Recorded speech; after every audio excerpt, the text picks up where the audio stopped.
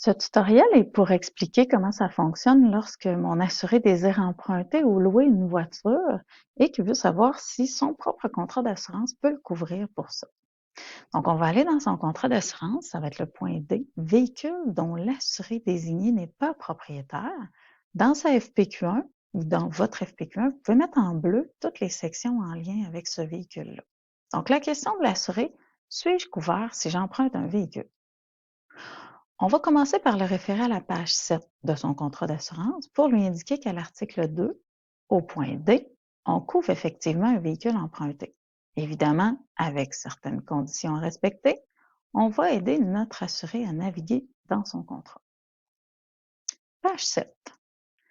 Donc, la page 7 nous indique les véhicules qui sont assurés par le chapitre A de son contrat d'assurance. Donc, ici, on parle des dommages causés par tous ces véhicules-là, dommages causés par exemple à une clôture. Le point D, c'est celui qui nous intéresse ici, véhicule dont l'assuré désigné n'est pas propriétaire. Donc, ce qu'on comprend ici, c'est qu'on est couvert pour les dommages causés à une clôture lorsqu'on emprunte une voiture, à certaines conditions. On va aller regarder les conditions directement dans la définition. Passons plutôt par un chemin différent avant de se rendre à la définition par contre. On va aller à la page 11 au point 6.7 voir quelques règles particulières pour le véhicule dont l'assuré désigné n'est pas propriétaire. Entre autres, on retrouve la manière dont se régleront les dommages causés par son véhicule, donc le chapitre A, et le contrat du propriétaire du véhicule qui est toujours prioritaire.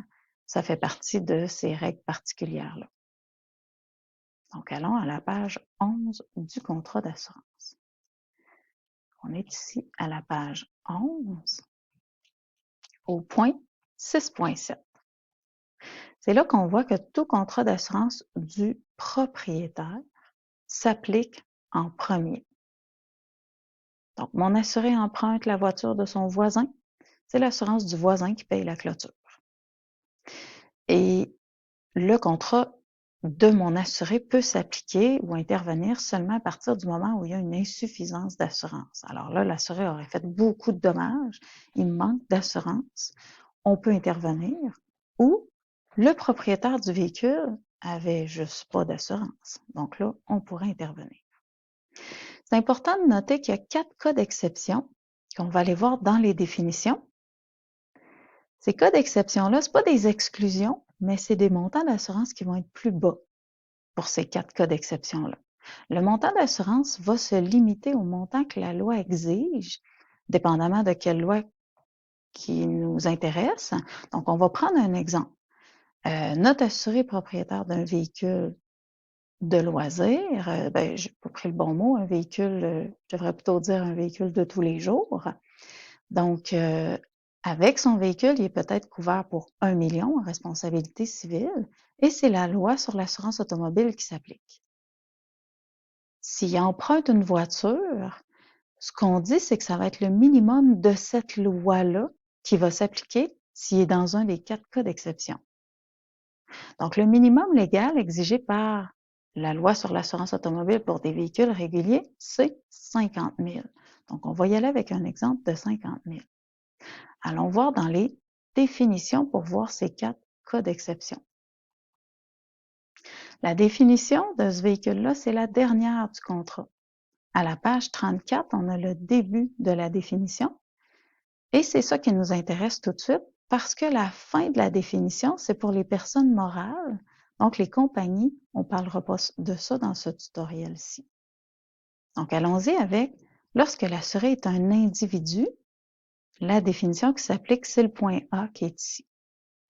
Donc, nos 4 cas d'exception sont ici. On dit on a un montant d'assurance réduit dans un de ces 4 cas-là, notre 50 000 dont on parlait, lorsque, au point 2, c'est le cas d'exception qui nous intéresse le plus, lorsque l'assuré emprunte la voiture à quelqu'un qui a un même domicile, qui a le même domicile que lui.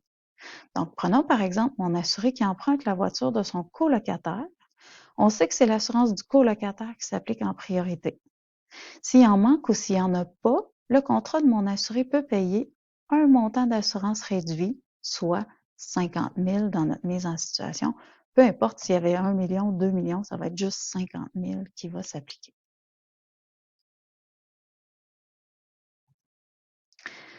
Maintenant, notre assuré, la grande question, ça va être, OK, puis la voiture, elle, que je veux emprunter, est-ce qu'elle est couverte pour ses propres dommages?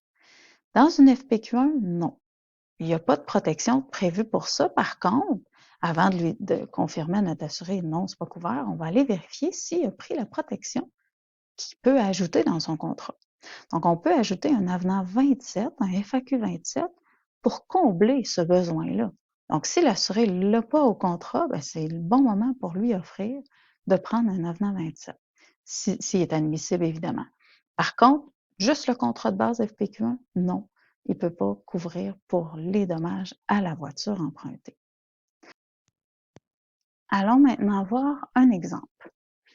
Donc, prenons par exemple l'assuré qui a un véhicule de couvert avec un chapitre A à 2 millions et du B1 avec une franchise de 100 $.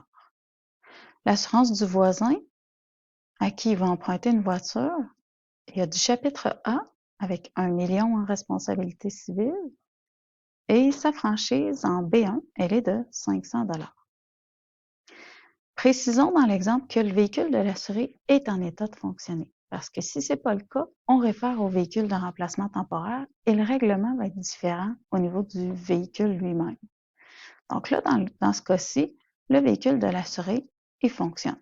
L'assuré emprunte le camion du voisin, tout simplement parce qu'il a besoin d'un camion, mais sa voiture, elle fonctionne. Et il se demande comment se passera le règlement s'il fait un accident. Donc, les dommages causés par le véhicule du voisin vont être payables en priorité par le chapitre A du camion du voisin. C'est 1 million de dollars qui va s'appliquer parce que c'est ça que le voisin a pris dans son contrat. Si toutefois il en manque parce que l'assuré a fait des gros dommages, le chapitre A de l'assuré peut payer aussi, donc 2 millions dans ce cas-ci parce que c'est ça que l'assuré a dans son propre contrat à lui. Qu'est-ce qui arrive pour les dommages au véhicule du voisin? La FPQ1 du voisin va pouvoir payer avec le B1 500 de franchise. Donc évidemment, le voisin peut demander à notre assuré de lui rembourser sa franchise de 500 $. Par contre, il faut savoir que l'assureur de notre assuré ne pourra pas se mêler de cette réclamation-là pour ce qui est des dommages causés au véhicule. C'est jamais couvert par la FPQ1 de l'assuré, et ce, même si le voisin n'avait pas du tout de chapitre B dans son propre contrat d'assurance. C'est sûr que l'histoire serait différente si l'assuré avait pris un avenant 27. C'est pas le but de ce tutoriel, par contre. Mais si l'assuré nous appelle d'avance, ben oui, on peut lui offrir de prendre un avenant 27 pour pouvoir couvrir cette situation-ci. Donc voilà, c'était le véhicule dont l'assuré désigné n'est pas propriétaire.